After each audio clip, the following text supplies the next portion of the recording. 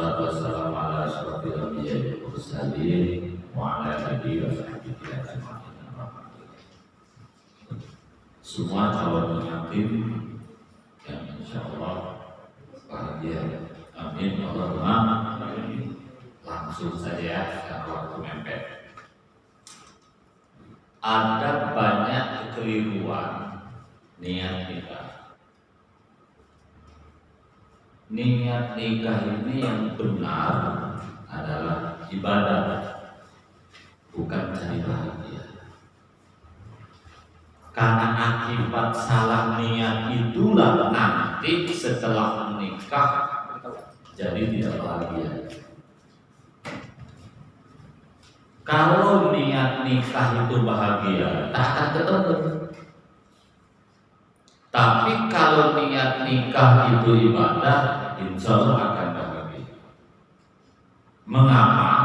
Kalau niatnya ibadah, tetap menomor satukan Allah. Kalau niatnya bahagia, tidak menjadi Allah. Mau nikah betul, harus saling suka. Tapi nanti seperti yang disampaikan Ketua PH tadi, harapan tinggal harapan, mimpi tinggal mimpi. Setelah nikah nanti berubah semuanya. Sama dengan sholat. Sholat itu ibadah. Nyaman tidak nyaman, enak tetap tidak enak, mau susah atau tidak susah, sholat tetap harus dilaksanakan. Boleh mundur dalam sholat, berhenti dalam sholat kalau uzur, batal wudhu misalnya, batal wudhu kan harus mundur. Atau ada kebakaran hebat, boleh berhenti sholat. Kalau capek tidak bisa, kalau alasan yang lain tidak bisa. Begitu juga menikah. Oke. Tidak ada satupun perguruan tinggi masuk sekolah ya yang mengajarkan tentang pernikahan. Kalau kita kuliah di IAIN, UIN, STAIN itu ngambil fakultas syariah, hanya ada satu pelajaran munakahat, selain itu tidak ada. Oke, jadi saya ingin menjelaskan antisipasi fakta setelah menikah. Satu, pada laki-laki dulu. Wanita ini bakal cerewet, itu pasti. Karena begitulah semua wanita. Yang kedua, yang sekarang cantik-cantik ini nanti potongannya sudah tak jelas lagi. Percaya dengan saya. Cantik ini sekarang, nanti tak jadi lagi potong. Apalagi sudah sibuk ngurus anak, ambil pula semua sibuk bekerja. Kadang beli bedak, baju yang mahal-mahal, suami yang belikan, dipakai bukan di hadapan kita suami. Nah, ke mall, pergi majelis taklim, pakai bedak dia di hadapan kita. Bau pun tak bawa. Itulah yang faktanya. Apa yang harus kita lakukan sebagai laki-laki? Sekarang dia tak menuntut uang, yang penting cinta bang, Allah pret. Itu sekarang, nanti duit dia tak bini gitu. Apa yang harus jawabannya? Itu harus diantisipasi dari sekarang. Begitu juga kepada perempuan. Laki-laki sekarang setia Allah, semua laki-laki pasti mendua. Potong telinga saya kalau tidak itu.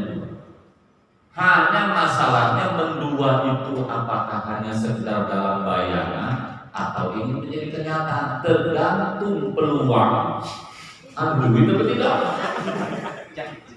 Ya. Yang kedua, bini tidak merebut hati, bisa tidak merebut hatinya, istri tidak mengontrol. Jadi yang cinta 100%, karena memang laki-laki tidak wajib setia. Laki-laki itu hanya diwajibkan tanggung jawab. Itulah menurut agama. Tergantung kalian wanita. Bisa nggak kalian terus mempertahankan suami itu? Ya, bertahan dengan dirimu walaupun tidak dalam kesetiaan. Wah, itu tidak mudah. otaknya itu mendua terus, tapi dia tak sanggup dia mendua, tak sanggup kawin lagi dia, karena diri kasihan, kontrol habis macam harimau lapar, macam-macam. Itu perlu kalian antisipasi. Nanti juga akan munculnya orang ketiga. Orang ketiga itu belum tentu selingkuhan ya, bisa orang tua, adik ipar atau tetangga. Itu akan terjadi. Maka pada kesempatan ini tentu saya ingin berikan antisipasi. Yang pertama kepada wanita dulu. Istri yang baik menurut agama yang disebut dengan wanita solehah itu ciri-cirinya 3. 1, enak dipandang suami. Itu hadis Nabi. Jadi ditengok suami itu adem. Yang kedua, taat dengan suami. Yang ketiga, mampu menjaga harta suami, alias tidak menjadi pencuri di rumahnya sendiri. Menurut agama 3 itu istimewa. Dipandang suami enak. Untuk wanita yang di sini catat baik-baik. Kalian wanita diciptakan oleh Allah, didesain oleh Allah itu untuk menjadi penghibur. Makanya ad-dunya mataun wa khairu mataun al-mar'atus soleha. Dunia ini perhiasan, salam jagat raya ini. Hiasan itu artinya tempat berhibur, tempat pemandangan yang enak. Sebaik-baik pemandangan itu adalah istri yang soleha.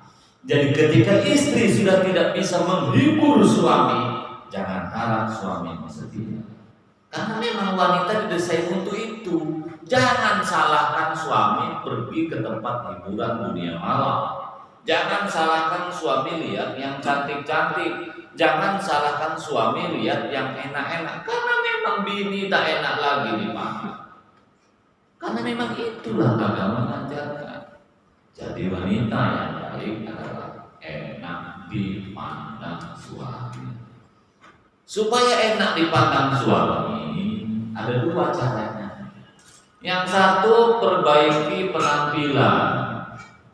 Yang kedua, perbaiki kepribadian. Penampilan, kepribadian.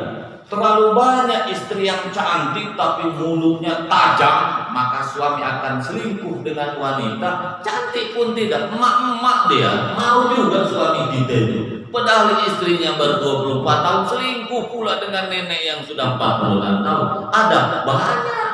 Jadi para wanita jangan berpikir ketika suami selingkuh akan selingkuh dengan yang lebih cantik. Tidak.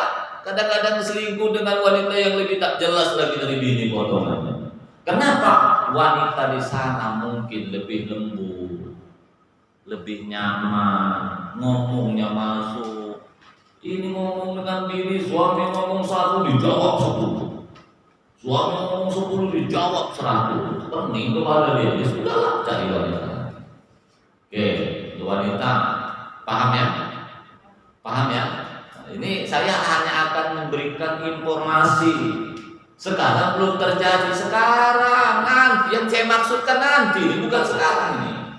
Ya, jadi perbaiki kepribadian penampilan.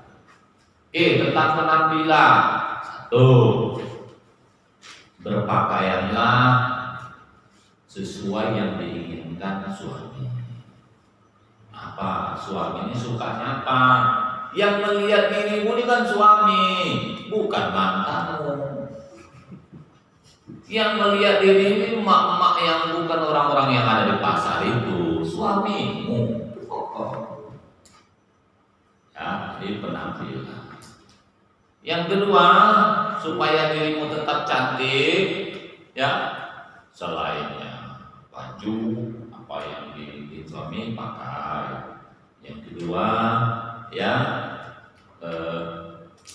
Makan kalau bisa jangan banyak makan mengandung minyak, supaya dirimu kata minyak terus, jerawat tak keluar terus. Jerawat itu kan pemicunya dua, satu faktor makanan, yang kedua pikiran. Makanan yang mengandung misalnya kacang, minyak goreng, KFC, yang banyak mengandung bahan pengawet, itu kan akan masuk dalam pori-pori, kemudian wajahmu banyak yang tak bertujuan. Yang kedua pikiran. Makanya kalau orang stres, muka dipastikan tidak ceria. Itu saja faktor makanan dan pikiran. Pertama ya, singkat-singkat saja. Yang kedua, taat dengan suami. Selama perintah suami tidak bertentangan dengan agama, ikuti. Kecuali bertentangan. Contoh, suami nyuruh mencuri, jangan ikuti. Suami nyuruh kau tak usah sholat, jangan ikuti. Misalnya, kau narkoba saja, tidak usah ikuti. Tapi kalau ayo kita ke Batam, ayo kita ke Kalimantan, ayo kita ke Jakarta, ayo kita ke sini, kemari. Pokoknya kalau perintah itu tidak bertentangan dengan agama, ikuti suamimu. Karena imammu adalah suamimu, bukan orang tuamu, apalagi laki-laki lain yang pasangan. Yang ketiga, yang akan rumahmu bertahan, suami tidak berpaling kepada yang lain, ya, apabila dirimu mampu menjaga harta. Karena nanti lihat aja laki-laki ini banyak bini ini merangkap menjadi pencuri di rumah kita, hilang aja duit kita. Maka nanti ada suami itu terpaksa menyimpan uang di banyak tempat. Di atas lemari ada pula duit tersimpan. Di rak sepatu ada pula, di bawah buku ada pula. Kenapa bini ini merangkap pencuri pula? Itu kadang-kadang lupa suami naruh duit di banyak tempat, dimakan raya pula, rugi semuanya.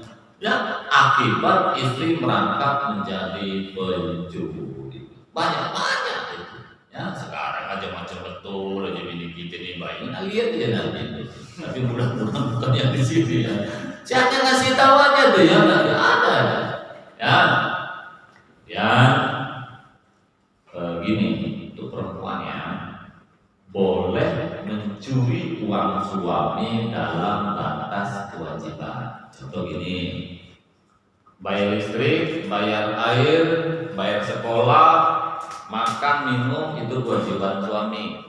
Misalnya, ini tanggal 20 listrik harus dibayar. Ini tanggal 19 minta duit dengan suami, katanya duit tak ada. Kita melihat duit itu 2 juta, katakanlah listrik rata-rata misalnya 500.000, curi uang suami. Kalau diminta pasti tidak dikasih dia. Curi uang itu katakanlah 550.000, bayarkan listrik 50.000, mungkin gojek 30.000. Nanti setelah bayar listrik bilang dengan suami, suamiku, uangmu aku ambil 550.000, sudah aku bayarkan listrik dan gojek 30.000, ini sisanya 20.000, balikkan berikut dengan kartu tanda bayar listriknya. Boleh, tidak dosa. Jadi selama kewajiban, suami beli tak mau belikan beras, suami beli tak mau belikan sandang pangan, ambil saja uang suami itu dalam batas kewajiban, boleh. Tapi kalau membayar listrik 300 dicuri 2 juta pula, nah itu yang tak boleh, karena bukan kewajiban. Oke, tuh wanita, paham ya? Oke, kemudian kepada laki-laki. Laki-laki ini arijalu qawwalanisa. Laki-laki ini pemimpin. Seorang laki-laki disebut pemimpin apabila sanggup 3 minimal. Ya. 1, menafkahi. Yang kedua, ya. 1, menafkahi. Yang kedua, membina. Yang ketiga, melindungi. Saya ulangi, kita laki-laki disebut sebagai pemimpin apabila masih sanggup tiga harus rangkai: menafkahi, membina, melindungi. Itulah pemimpin. Nanti kalau menikah, semua kebutuhan yang ada dalam rumah tangga, sandang, pakaian, papan, rumah, pangan, itu kewajiban suami. Biaya anak sekolah, listrik, air, semua kebutuhan. Kalau kredit mobil, motor, semuanya adalah laki-laki, bukan tanggung jawab istri. Memang kadang-kadang kita laki-laki ini kalau dipikir-pikir, enak kali bini. Kita pula yang siang malam cari duit, kadang sudah dapat duit 5 juta, bini pula tukang pegang duit. Ya kita jadi kuli, dibuatnya bini, kita pula jadi bos. Tapi itulah memang kewajiban kita. Yang itu kepada laki-laki, selama suami masih bisa menafkahi, layak jadi pemimpin. Tapi kalau kalian laki-laki sudah tak bisa mencari nafkah, istri bisa minggat atau berpaling kepada laki-laki lain. Ya. Yang kedua, istri ini, suaminya harus membina. Terlalu banyak laki-laki beranggapan tugasnya sudah selesai, hanya sekedar bisa ngasih makan, ngasih minum. Saya sudah siapkan rumah, makan sehari-hari tak ada masalah, anak sekolah tak ada masalah, tak ada utang yang selalu menagih istri saya, emas sudah saya belikan, baju rutin sudah saya belikan, gaji saya berikan kepada dia. Kita sudah puas? Belum. Karena laki-laki ada kewajiban membina. Istri tak sholat, suami dosa. Istri kurang ajar, suami dosa. Itu pula kita susahnya jadi laki-laki. Kalau jadi perempuan enak, suami mau jadi bajingan, mau setan pun istri aman-aman saja. Maka yang kedua, suami yang baik adalah membina. Nah, terus ingat ya, coba sebelum nikah, yang wajib membina istri kita siapa sebelum nikah? Bapaknya ya, orang tuanya. Setelah nikah siapa? Suami. Nanti kalian wanita akan menemukan suami tak membina. Ada. Ini kan perempuan ini, ya, ini kan bermimpi nih. Sekarang nih, ya Allah, mudah-mudahan suami aku nanti setelah habis maghrib ngajari saya ngaji, walaupun ini tak ngaji. Setelah menikah ini suami asyik nongkrong ke kedai kopi, main batu aja, kerja tatuk. Allahu Akbar. Pening juga kepala bini nih, kadang cerai ini anak sudah besar. Yang ketiga, kewajiban suami itu melindungi. Lindungi dari apa? Dari bahaya, kepanasan, kehujanan, tetangga dan segala macamnya. Kalau berpihak safety atau tidak, itulah kewajiban laki-laki. Nanti wanita akan ketemu fakta. Setelah menikah, suami malas, masih berencana dikerjakan rutina, mahayal, nongkrong di kedai kopi, Rusia dengan Ukraina dibahas gitu ya. Lalu bini perang dengan tetangga, bayar utang tak dibayar, tenang aja suami dia. Berkata bagus mana Prabowo dengan Jokowi, beras habis, diam aja. Nah, maka kepada laki-laki, begitu akad nikah nanti kan kita akan urus yang namanya kakak di situ. Coba saya tanya laki-laki, jabatan suami sebagai apa di kakak itu? Kepala kakak, bukan kepala rumah tangga ya. Kepala keluarga, betul apa tidak? Nah, apa tugas kepala keluarga? Tadi sudah saya katakan, menafkahi, melindungi, membina. Itu kepala keluarga. Dirimu bukan kepala negara. jabatanmu gampang, kepala keluarga, ndak usah bahas negara. Utang negara yang 7 triliun itu kewajiban kepala negara. Jokowi itulah tugas dia. Ngapain kepala kita sampai botak mikirkan utang negara 7 triliun? Ini bukan tugasmu. Ya, urusan provinsi, jembatan, Batam, Bintang, kenapa tak dibangun, didiskusikan? Itu bukan tugas kita, itu tugas gubernur. Yang Batam nak rusak, nak tidak, itu tugas wali kota, bukan tugas kepala negara. Paham tidak?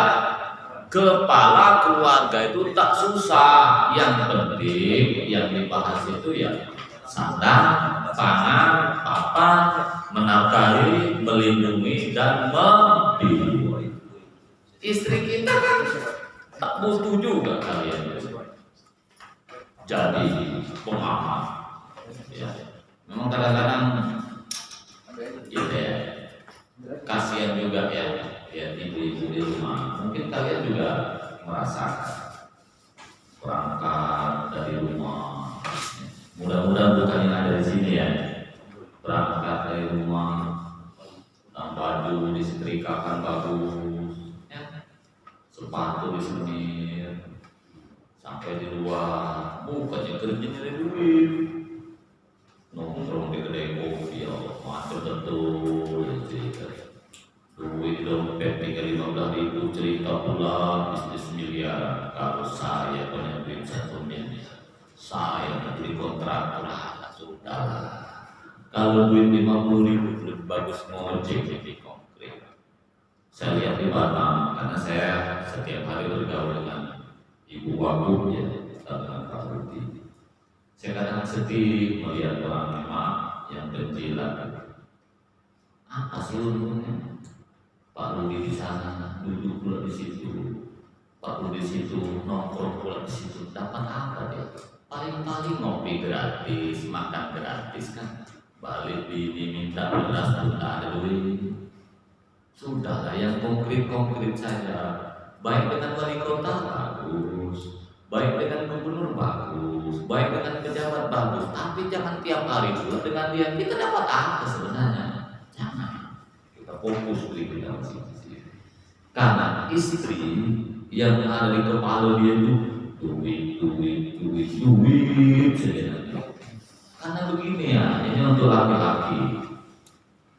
Catat baik-baik. Yang diinginkan istri terhadap suami nanti 2 saja. Istri ini tak berharap dirimu jadi pejabat. Yang diinginkan istri ini 2 saja. 1, suami jangan selingkuh. Yang kedua, duitnya tidak putus. Itu ini nanti. Jangan selingkuh, duitnya tidak putus. Itu aja di kepala dia. Ya, supaya duit tidak putus, 2 caranya bagi laki-laki. 1, jangan jadi pemalas. Hidup harus ada cita-cita supaya dirimu sukses. Karena innamal a'malu binniyat. Masa depanmu tergantung niatmu, pola pikir. Makanya begitu akad nikah, kalau bisa suami istri berunding. Bu atau istriku, kita akan begini, ayo tempuh bersama-sama. Itulah pentingnya cita-cita. Saya ingin berikan ilustrasi berpikir ya. Mohon maaf yang sukunya kena sebut, jangan marah karena saya niatnya baik. Orang Sulawesi, Bugis, kenapa banyak sukses di mana-mana? Jadi orang kaya-kaya dia, jadi bupati di Tembilahan, macam-macam.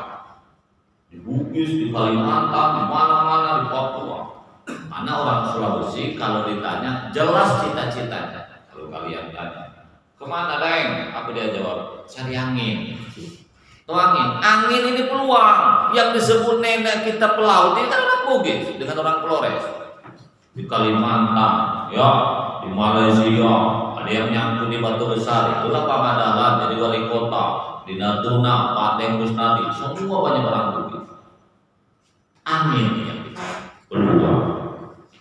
Kalau orang Palembang, mana-mana. Karena orang Sumatera Selatan kalau ditanya juga jelas. Orang Sumsel kalau tanya, kemana bang? Celoka. Loka ini keluar. Orang Sumatera Utara, orang Medan, kenapa banyak sukses di mana-mana? Bahkan bisa menjadi Indonesia yang hebat. Kenapa? Orang Sumatera Utara juga jelas cita-citanya. Coba kalau kalian tanya orang Sumatera Utara tanya, Malai, apa jawab dia? Cari makan. Yang di kepala terus makan. Maka orang Sumatera Utara sukses di mana? Orang Sumatera Barat lebih canggih lagi. Kenapa orang Padang, orang Sumatera Barat di mana-mana kaya-kaya, sukses jadi bupati, jadi wali kota di luar Sumatera Barat itu sendiri.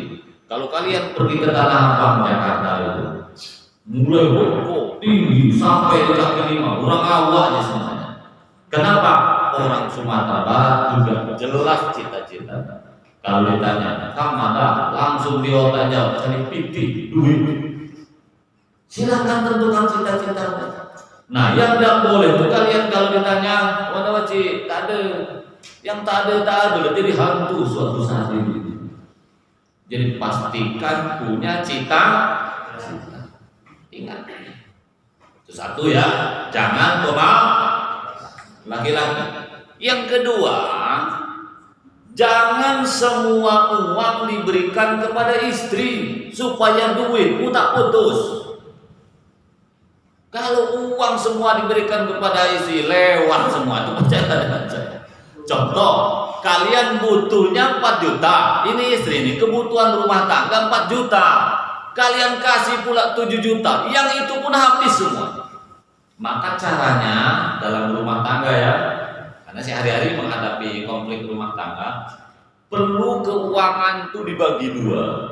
Mana yang kebutuhan rutin 100% berikan kepada istri, lebihkan sedikit. Contoh, apa itu kebutuhan rutin? Bayar air, katakanlah 300.000, listrik 400, makan, minum, biaya anak sekolah, kredit motor, kredit mobil, yang sudah pasti berikan kepada istri.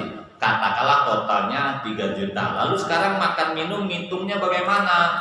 Kita ikuti saja yang paling gampang, edaran dari Kementerian Agama. Kalau ada orang yang tidak bisa puasa karena tua atau sedang hamil atau sedang menyusui, pakai bayar fidyah itu kan 15.000. Nah, kalau di rumah tangga kita isinya 4, itu kan kewajiban suami, berarti 15.000 kali 4 60.000. Jadi kita hitung saja, kalau di rumah itu 4, 60.000 kali 30 berarti 1.800.000. Cukupkah 60.000 untuk makan 4 orang? Cukup. Kalau bini pandai masak, katakanlah harga beras yang biasa-biasa 12.000, 2 kilo tuh kan baru 25.000. Anggaplah sisanya yang lain. Jangan tiap hari KFC pula, tak cukup lah. Nah, 1.600.000 ditambah air, tambah listrik, kredit ini, kredit itu tuh, katakanlah 4 juta, lebihkan 4.500.000. Inilah diberikan kepada istri, biar dia yang atur.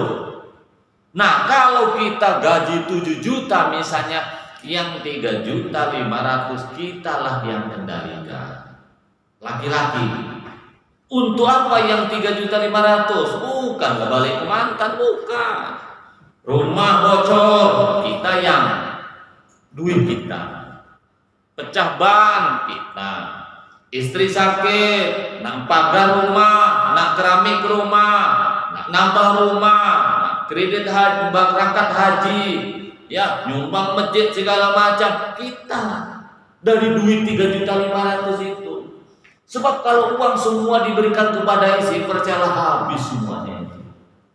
Kalau sekarang kita mungkin lagi tak mungkin lagi sampaikan Pak Puryo, bini aku nih macam tak butuh duit, sekarang tak butuh duit, coba aja nanti beda. Oleh itu saya berharap kalian perlu membagi. Nanti kalau semua uang diberikan kepada istri, rumah bocor, nak ganti genteng 3, kalian minta dengan bini, Bu, ini rumah kita bocor, duit itu kan habis katanya. Entah pokoknya habis saja. Nanti kalau ditanya-tanya marah pula dia. Itu faktanya. Makanya supaya duit tidak putus ada dua caranya ya. Yang pertama, jangan pemalas, jangan semua uang diberikan kepada istri. Kemudian ya, kan kita bisa menemukan fakta. Ada rumah tangga yang pendapatan suaminya 5 juta, tapi bisa punya rumah, bisa punya motor. Ada suami pendapatannya 10 juta, ngontrak saja setiap tahun. Itu banyak kita temukan. Kenapa? Pengaturan. Kenapa jangan sampai uang semuanya diberikan kepada istri? Bukan berarti istri akan menggunakan uang pada hal-hal yang tidak baik misalnya sendiri, tidak. Karena istri ini kan tidak ikut capek-capek cari duit, cuma nongkrong-nongkrong di rumah, selpong kita yang panas-panasan. Nanti menggunakan uang itu dia tak mikir. Pergi ke Batu Haji, ada toko serba 8.000. Diborongnya pula serba 8.000. Di rumahnya sudah banyak piring, dibeli lagi lah pula serba 8.000. Sampai di rumah pun dipakai pun tidak. Pergi ke taklim, ketua taklim nawarkan pula ada tas murah lah, dibeli pula tas. Di rumah kita tas itu sudah selapan lah, bergantungan macam monyet itu, dibeli lagi dah 10 tas itu. Nanti pergi lagi arisan, ada pula arisan nawarkan karpet lah, dibeli lagi karpet karena merasa minta. Makanya tidak heran nanti mungkin kalian tak percaya ya, suatu saat kita yang kerja panas-panasan, capek segala macam, apalagi yang kerja Tanjung Uncang, ya Allah, keluar kerja bentuk badan kita pun tak jelas. Giliran dapat duit, bini yang megang. Nanti kita lihat, yo kita punya lemari besar katakanlah 10 kotak. Coba cek aja lemari bapak kita di rumah, berapa sih yang punya kita pakai? Kalau ada 10 kotak punya kita laki-laki paling cuma 1 kotak, itu pun tempatnya di pojok lagi. Sedih betul laki-lakinya. Itu pun semua punya bini, tak ada. Ya itulah memang nasib kita laki, ya sabar aja kita laki-laki. Coba aja nanti sakit hati kita dibuat. Cuma kita minta 1 saja, bini jangan cerewet sudah jadi. Yang coba kita lihat nanti, kalau udah nikah, sendal kita paling sendal paling hebat cuma 2, yang agak bagus 1, yang jelek 1, kadang cuma 1. Ke masjid itulah pula kita pakai, ke pasar itulah pula, itulah coba bini kita. Yang warna pink aja 3. Itu kenapa? Istri semua. Laki-laki tidak, itu pun kadang laki-laki diam, istri pun tak mikir juga. Ya, coba lihat nanti kita tas, coba punya berapa sih nanti? Paling 2, 1 agak bagus sedikit kalau nak balik kampung, 1 paling untuk bawa bekal nak pergi ke Tanjung Uncang. Coba bini kita, tas, ya Allah, jilbab, kita punya peci berapa? Ada peci pun 5 tahun tak ganti, bini jilbab, ya Allah, belusinan. Sekarang kita cek berapa celana dalam kita suatu saat. Paling hanya Selosin atau 7, itu pun mereknya merek cap buaya. Yang krokodil itu kan buaya. Wajar banyak suami jadi buaya. Celakanya yang belikan cap buaya bini juga kan. Wajar suami itu jadi buaya. Karena doa ucapan adalah doa. Coba istri kita yang warna pink aja Selosin celana dalam itu. Belum lagi yang gambar bunga. Lah suami. Nah, jadi apa yang saya maksud? Itulah akibat. Semua uang diberikan kepada kita. Diingat laki-laki ini ya, hidup ini kan bukan hanya untuk ini. Anak kita harus sarjana, betul apa tidak? Kita harus mendaftar haji. Kita ingin beli mobil, kita ingin beli motor. Suatu saat kalau bisa kita ingin jadi wali kota, ingin jadi gubernur. Ingin jadi gubernur itu butuh modal, betul apa tidak? Makanya begitu akad nikah jangan boros-boros, harus rajin nabung. Ya, istri paham tidak? Paham ya? Apa yang disampaikan itu nanti fakta setelah nikah. Ini kan bukan cerita sekarang ini, nanti. Makanya kalian laki-laki yang harus cerdas-cerdas, tapi kalian tentu jangan sampai melakukan perbuatan yang tidak baik. Oke. Nanti para suami ini akan menemukan istri yang namanya cerewet. Apakah istri cerewet salah? Tidak. Yang perlu diatur itu volume sebenarnya. Tak mungkin istri saya cerewet, orangnya lembut. Lembut ini kan sebelum nikah. Bagian dari strategi wanita menjerat laki-laki itu lembut. Itu kan sebelum nikah. Ya, enggak. Kalau sekarang wanita itu sudah menunjukkan kecerewetannya, kalian pasti tak mau. Kan itu memang cara dia. Cara wanita itu sebelum nikah lembut, setelah nikah beda nanti. Mengapa wanita cerewet? Satu, karena memang kadang-kadang laki-laki ini pula yang bermasalah. Wah, dia cerewet. Cerewet itu kadang-kadang satu hikmahnya supaya suami semangat bekerja.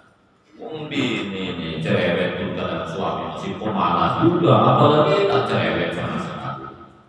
Ya, tapi saya minta kepada wanita, boleh kalian cerewet, syaratnya 4. 1, volume suara maksimal 20%.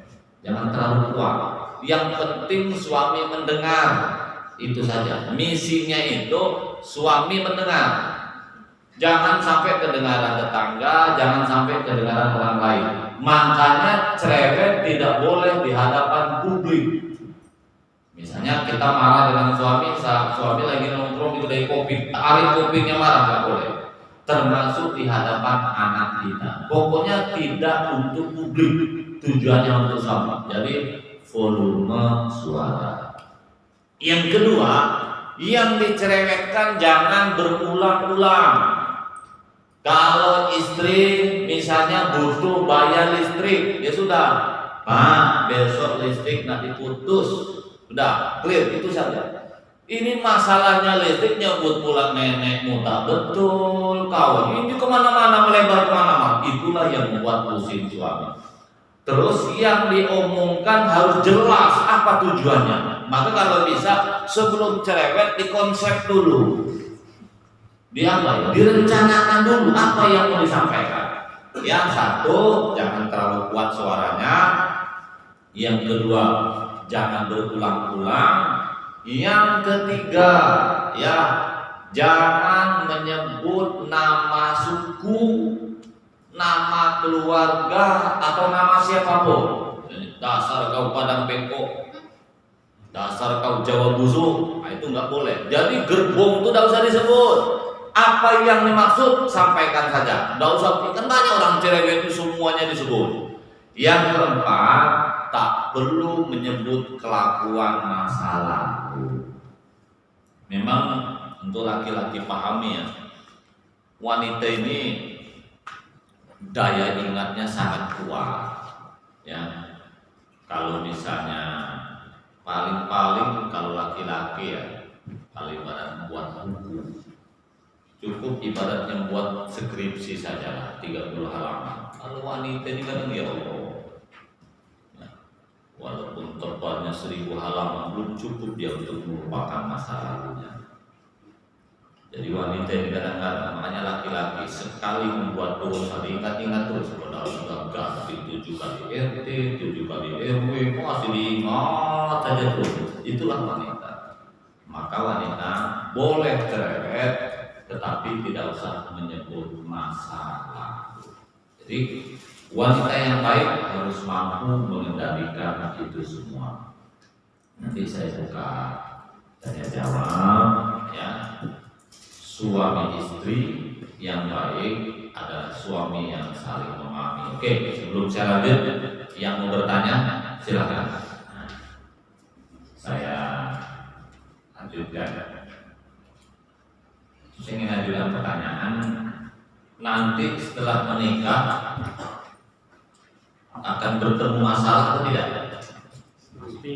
Hah? Pasti bertemu masalah. Pasti ya. Mas Bikri nanti kalau narasumber berikutnya datang kasih tahu ya. Artinya sampai narasumber berikutnya datang. Saya tanya, akan ketemu masalah atau tidak? Kalian jangan terlalu percaya dengan moto pegadaian, mengatasi masalah tanpa masalah. Itu jangan percaya. Namanya jualan boleh lah. Mana bisa mengatasi masalah tanpa masalah? Masalah besar bisa diatasi masalah kecil atau masalahnya ditunda, bisa. Oke, begini. Kenapa masalah akan datang? Ini nih. Karena kita di dunia. Ingat ya, surga tempat orang baik, neraka tempat orang tak baik. Dunia tempat orang serba baik, serba tidak, artinya berubah-berubah. Kadang baik, kadang tidak. Kadang baik, kadang tidak. Bisa dipahami ya? Di dunia ini bukan hitam putih. Di dunia ini hitam putih plus abu-abu. Maka di sini, termasuk yang ada di ruangan ini, tidak ada satupun yang baik. Yang ada itu sedang baik atau terlihat baik. Yang semua ini termasuk saya bukan orang baik, sedang baik atau terlihat baik. Kita ini tidak ada yang jahat, yang ada itu sedang jahat atau terlihat jahat. Ini dunia.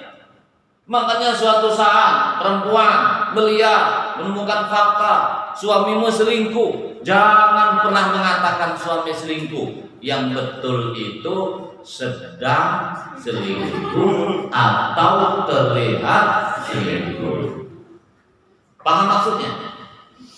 Jadi kalau suami selingkuh, jangan langsung cerai. Dia tidak selingkuh, suamimu itu hanya sedang selingkuh atau terlihat selingkuh. Kenapa dia sedang selingkuh? Mungkin khilaf. Kenapa dia sedang selingkuh? Mungkin lagi butuh. Kenapa dia sedang selingkuh? Mungkin ada pelakor yang ganasnya luar biasa. Sedang besok belum tentu dia selingkuh. Terlalu banyak bukti di antara kita yang sekarang rajin ke masjid, rajin puasa, rajin sujud, rajin ngaji, di usia 40 tahun ke atas. Ketika usia muda, pecandu narkoba, bajingan, badannya penuh tato. Dia pula yang rajin ke masjid. Betul atau tidak? Begitulah kehidupan. Jadi ketika melihat suamimu bajingan, itu bukan bajingan, sedang bajingan atau terlihat bajingan. Oke, paham tidak? Sekarang begini, ini kita kembalikan keluarga kita. Kan terlalu banyak orang tua kita yang sekarang mesranya luar biasa, mau ke pasar sama-sama, nak ke Batam nengok cucunya sama-sama. Dulu masa mudanya berkelahi terus suami istri kan? Betul kan tidak? Emak kita asyik minta cerai aja, bapak kita asyik nak kawin aja terus. Bertekad ya. Sekarang kompak pula. Emak kita di rumah kita sambil lihat cucu, pergi ke pasar, bapak kita nanya, enak, emakmu kemana? Rindu ternyata. Padahal lu macam setan kelakuannya. Paham maksudnya ya? Jadi kita bertahanlah sampai mati. Oke, begini, saya memberikan contoh pada wanita. Suatu saat kalian misalnya mendapatkan suamimu tak baik, karena dirimu menganggap suami tak baik. Padahal suamimu sedang tidak baik atau terlihat tidak baik. Sekarang begini, tuh laki-laki. Suatu saat dirimu ya tinggal di perumahan, katakanlah jumlah kakaknya 300. Ya Allah, ini istri saya juga membuat sakit hatiku terus. Sehingga dirimu kalau begitu saya selingkuh atau cerai. Sekarang begini ya. laki-laki. Kalau di perumahan kita katakanlah ada 300 kakak, dirimu sedang kesal dengan istrimu, istri saya tak baik, karena dirimu menganggap istri orang lain baik, gitu loh. Sekarang kalau di perumahan kita ada 300, kita hitung dulu dari perumahan 1 sampai 300 mana sih istri idaman itu? Kalian sudah ketemu, oh itu istri idaman. Oke, 1, dekati tetangga, dekati anaknya, coba ngobrol dengan suaminya. Betul istri idaman, setan juga menurut suaminya istri itu sama juga ternyata. Jadi kita disenasi. Begitu juga lagi wanita ini. Ini suami saya ini hasina marah, hasina selingkuh, duit kurang. Kalau gitu suami aku ini setan. Kata dirimu belum tahu ternyata suami orang pun sama. Oke, kalau di perumahan katakanlah 250 kakak untuk wanita ya, dirimu lacak dulu seperumahan tuh. Mana suami idaman ini? Oh, ketemu di nomor 18 blok 3. Nah, lacak selama seminggu saja. Dekati tetangganya, dekati istrinya, dekati ternyata selingkuh juga, sama aja. Kalau kalian tidak ingin punya suami selingkuh, ada 2, duitnya tak ada, sakit terus yang malam, itu aman itu. Tapi kalau suami banyak duit, badan sehat, apalagi ganteng pula, jantungan dirimu dibuatnya. Oleh karena itu jangan pernah putus asa ya, karena di dunia tidak ada yang baik. Apa yang ada tadi? Sedang baik atau terlihat baik. Gitu. Paham ya kalimat itu ya? Oke. Kemudian begini, Pak Mariono, saya ini apa yang harus saya lakukan, Pak? Ini suami saya ini mendua, Pak. Tapi kalau saya cerai, bagaimana anak saya? Bagaimana masa depan saya? Bingung. Begini, saya ada punya pengalaman fakta, tapi untuk kalian jadikan pelajaran. Dulu saya di kampung ya, di Sumatera Selatan. Saya lahirnya di Sumatera Selatan, sama dengan beliau ini. Makanya tadi beliau saya bupati, karena saya pernah calon wakil bupati di Oku, pasangan dengan incumbent. Adik beliau calon juga, rival, namanya Solihin. Jadi saya calon, dia nomor 1 adiknya, ya, tapi pihak lain saya wakil. Gini, dulu saya pergi giling kopi. Giling kopi itu kan mesinnya kuat, sangat kuat sekali. Ketika saya menggiling kopi 1 karung, ya, Lek Warnok namanya, tidur di atas mesin gilingan kopi itu. Pada antara mesin ke tempat tidur dia pakai kayu di situ, tak sampai 1 meter. Kita ngomong begini tak akan kedengaran. Dia bisa tidur pula di atas mesin gilingan kopi. Saya goyangkan kakinya baru bangun. Nah saya tanya, Lek, kamu kok bisa tidur padahal mesin begitu kuat? Apa jawabannya? Wis nasibku, karena saya harus membayar atau mengirim uang untuk anak saya di pondok pesantren di Jombang. Oke. 3 hari kemudian Lek Warno saya ajak ke Pematang Garam. Ada rundingan. Dia tidur lagi. Ada keponakan saya namanya Subhan, main kelereng. 3 kelereng jatuh ke atas genting rumah, bunyi pun tak terlalu kuat. Dalam 2 jam 3 kali jatuh. Bangun dia marah dengan Subhan itu, sampai bantalnya dilempar supaya tidak main kelereng. Lalu apa filosofi yang dapat kita peroleh? 1, bunyi kelereng 3 biji, kuat pun tidak, dia marah. Bunyi mesin giling kopi demikian bisingnya, ngomong pun kita tak kedengaran, dia kok bisa tidur? Jawabannya, yang bunyi mesin gilingan kopi tadi, kenapa dia bisa tidur? Ikhlas. inilah nasib saya. Sementara yang bunyi kelereng dia tak ikhlas. Begitu juga suatu saat dirimu. Untuk wanita, suatu saat suamimu ini bakal mendua. Ketika dirimu nak cerai, anak tidak mau. Kalau saya cerai, bagaimana masa depan saya?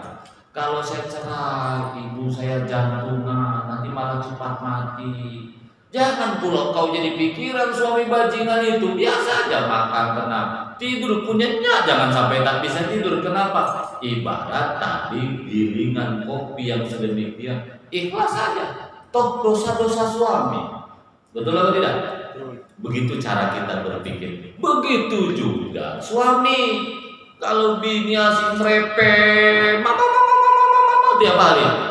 Jangan pula tak tidur. Anggaplah mesin gilingan kopi tadi ikhlas. Sebab kalau nanti gara-gara istri cerewet, suami cerai, nikah lagi, ketemu wanita, pasti cerewet lagi. Mana ada wanita yang tidak cerewet? Kenapa wanita cerewet? Untuk laki-laki pahami ya, dalam ilmu psikologi, wanita di sehari mampu mengeluarkan kata-kata 2.400, sementara laki-laki hanya 7.000. Jadi wanita ditakdirkan ngomong itu sanggup 24.000 sehari. Laki-laki 7.000. Laki-laki pergi keluar ngomong dengan kawannya, apalagi jadi guru, apalagi seperti saya sebagai pembicara, ngobrol di kedai kopi, balik di rumah jadi pendiam. Istri ngomong, habis dia omongan 7.000 modal tadi. Sudah habis ngobrol di kedai kopi, sudah habis ngobrol di kantor, sementara istri tak ada tempat ngomong. Nengok ke barat ketemu tembok, ke selatan nengok dapur, anak ujungnya ada suami. Oh modal banyak dia harus muntah. Dapat modal masih banyak harus dimuntahkan dia. Kalau tak dimuntahkan pening kepala dia.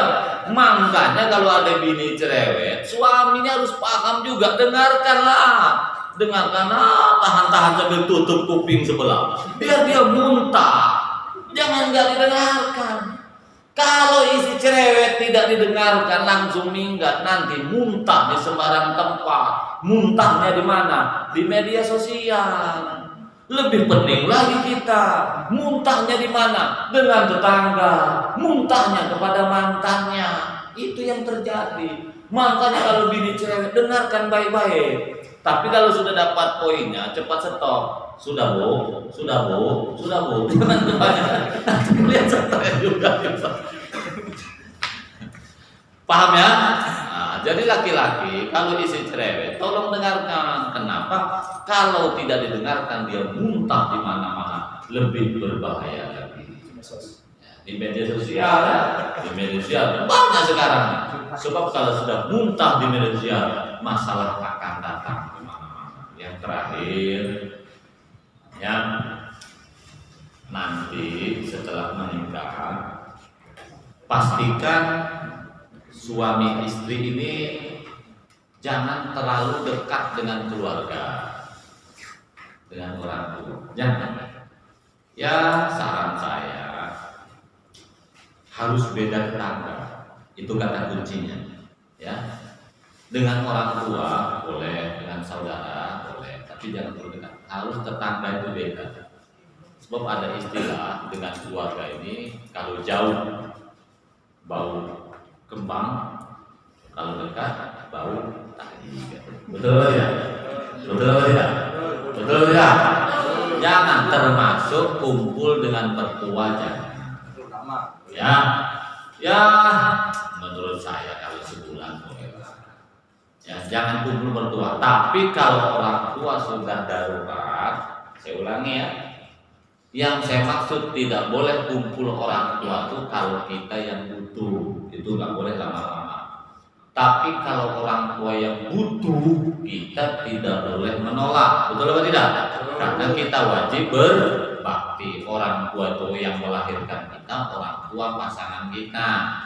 sesulit-sulitnya kita selama kita masih sehat, lebih bagus kita ngontrak atau tinggal di rumah. Jangan ikut orang tua. Kalau istrimu tak mau, paksa mau. Ini kadang-kadang yang jadi masalah bukan bini tak mau, suami pula tak kreatif otaknya, ingin ikut mertua saja. Mengapa kalau ikut mertua itu nanti kalian akan menemukan masalah? Yang pertama, sering miskomunikasi. Orang tua marah dan orang lain, kita tersinggung. Yang kedua, nanti kita akan lambat suksesnya karena kita tak dapat ilmu the power of kepepet. Kekuatan kepepet itu dasar. Apa maksudnya? Kalau kita misalnya mandiri, ya insya Allah piring punya sendiri, sendok punya sendiri, kasur punya sendiri. Makanya secara umum orang kalau sudah menikah lebih sukses. Saya ingin berikan gambaran ya. Kita punya teman dulu 20 tahun nikah. Ada yang 27 tahun tidak nikah. Di usia yang sama-sama 27. Kenapa yang menikah cepat kok lebih dulu memiliki? Yang usia 20 tahun nikah, tamat SMA. Tapi ada yang 27 tahun tidak nikah. Lihat yang 20 tahun yang sudah nikah, rumah sudah punya walaupun ngontrak, motor sudah punya, ya anak insya Allah punya, piring, gelas, beras segala macam punya. Yang belum nikah 27 tahun nggak punya apa-apa. Ternyata rahasianya karena the power of kepepet. Kekuatan kepepet itu luar biasa. Ya, bisa dipahami ya. Oke, saya kira itu mudah-mudahan manfaatnya. Bagi yang belum jelas ingin konsultasi dengan saya, nanti bisa didengarkan di iNews TV setiap hari Jumat jam 9 sampai 10. Tonton ada saya di situ dalam program Cinta Keluarga 30 menit iNews TV lokal Batam ya. Atau dengarkan RRI Batam setiap malam Jumat jam 8 sampai jam 9.